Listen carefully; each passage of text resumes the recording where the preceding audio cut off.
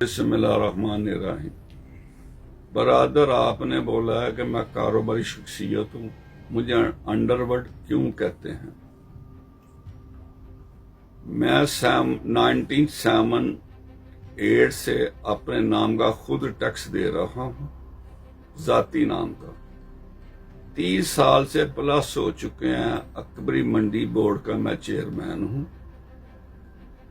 1500 سے پلس میرے ممبر ہیں۔ ایک ممبر سے بھی آپ پوچھ سکتے ہیں کہ میں نے بتاد ضلالت ہے، میں نے کبھی کسی کے فیصلے کے بھی پیسے لیے ہیں؟ انڈرورلڈ کہنا میری توہین ہے، پلیز آپ کی مہربانی۔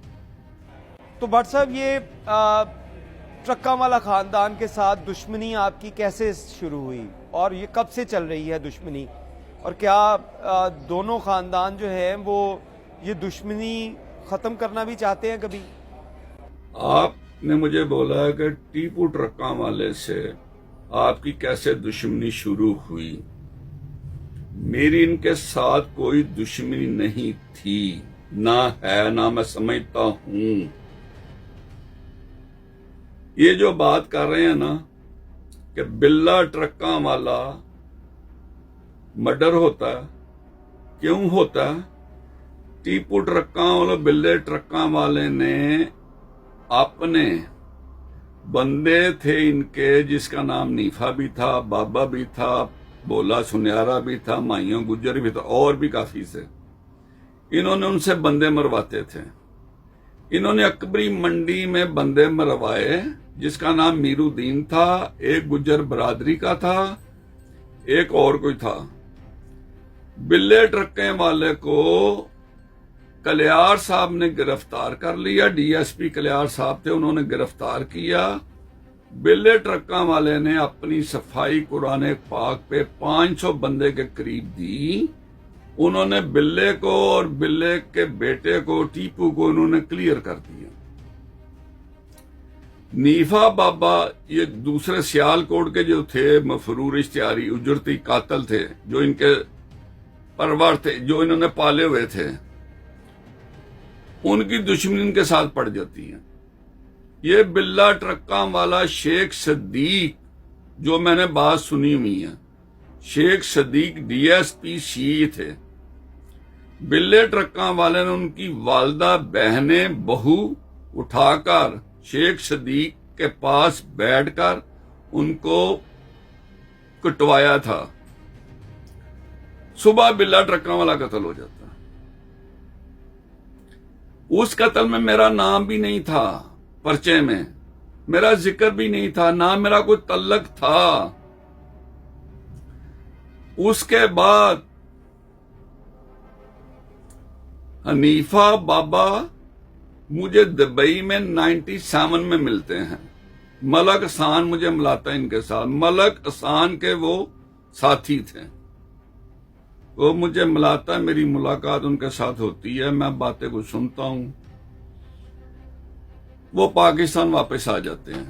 جب پاکستان واپس آتے ہیں نا، بلا ٹرکاں والے کے قتل کے بعد، وہ غالباً تقریباً 94 میں مرڈر ہوا تھا۔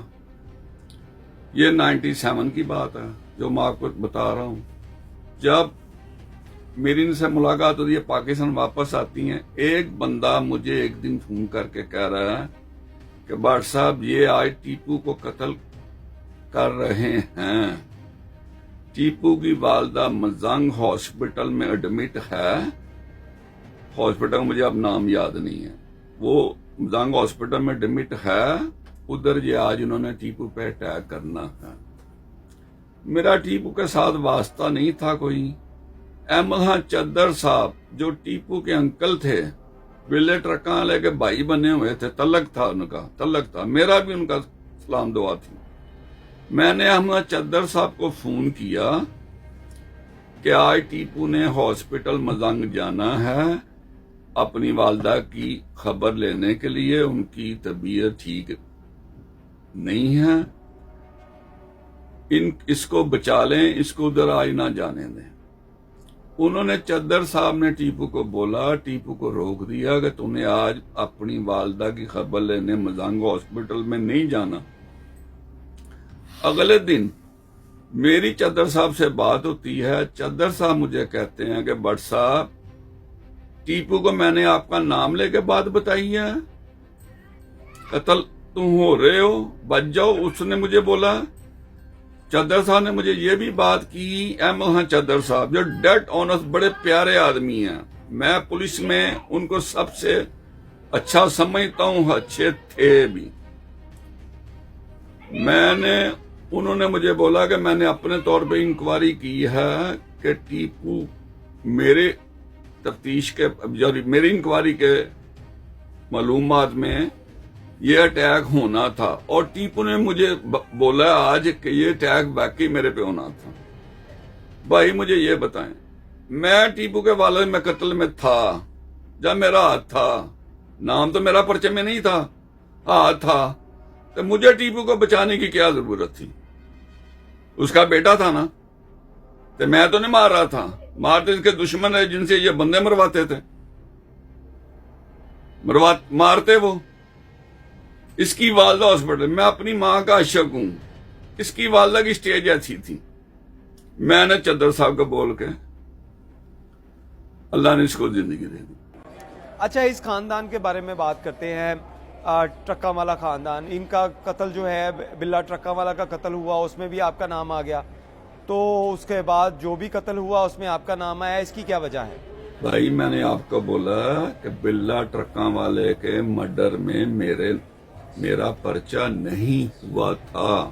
نہیں، یہ باتیں تو چلے آپ کہہ رہے ہیں یہ باتیں، لیکن اس کے ساتھ اگر بتائیں، ٹیپو ٹرکا والا کا قتل لاہور ایئرپورٹ کے اوپر ہوتا ہے، وہاں پہ آپ کا نام آتا ہے، اس کے بعد بلاج کا قتل ہوا، اس میں آپ کا نام آ گیا، تو یہ ٹرکا والا خاندان آپ کا نام کیوں ہر دفعہ لیتا ہے؟ اور کیا قانون میں آپ کے اثر رسوخ کتنا ہے کہ آپ ان تمام مقدمات کے باوجود آرام سے نکل جائیں گے یا نکل جاتے رہے؟ نے سوال کیا کہ ٹیپو پہ مختلف حملے ہوئے ہیں، ایک حملے میں مرڈر بھی ہو گیا ایئرپورٹ پہ، میرے پرچے انہوں نے کروائے، یہ بات صحیح ہے، انہوں نے پرچے کروائے، وہ پرچے کا جھوٹے انہوں نے کروائے، وہ مجھے کورٹ نے بری کیا، اور ایون کہ یہ سپریم کورٹ تک گئے، ادھر بھی مجھے ریلیف ملا۔ یہ پرچے کیوں کرواتے تھے یہ بھی میں تھوڑی آپ کو ڈیٹیل میں بات سنا سکتا ہوں۔ اس کے صلح کی بات چھڑی ٹیپو کی زندگی میں، شفقات صاحب تھے، اس پہ 5 مرڈر ہوتے ہیں، اس پہ 5 مرڈر ہوتے ہیں لکشمی چوک میں، نوری نت وغیرہ تھے، اور ٹیپو پہ پرچہ ہوتا ہے۔ مجھے شفقات صاحب پوچھتے ہیں کہ بٹ صاحب ٹیپو بے گناہ کے گناہ گار ہیں۔ ایک میرا دوست بھی تھا، وہ شفقات صاحب کے بھی قریب تھے، ان کا نام تھا جگنو، نک نیم ان کا جگنو، جنگیر بٹ ان کا نام ہے۔ میں نے شفقات صاحب کو بولا، شفقات صاحب یہ بے گناہ ہے، اس کو کلیئر کر دیں۔ میرا دوست بھی جا کے ملتا تھا ٹیپو کو، اور ٹیپو کو ریلیز کروا کے ٹیپو کے گھر چھوڑ کر آیا تھا۔ ٹیپو اس کے بغیر گھر جانا نہیں چاہتا تھا، کہتا میں نے پولیس والوں کے ساتھ جانا، مجھے آپ لے کر جائیں، وہ چھوڑ کر بھی آیا تھا۔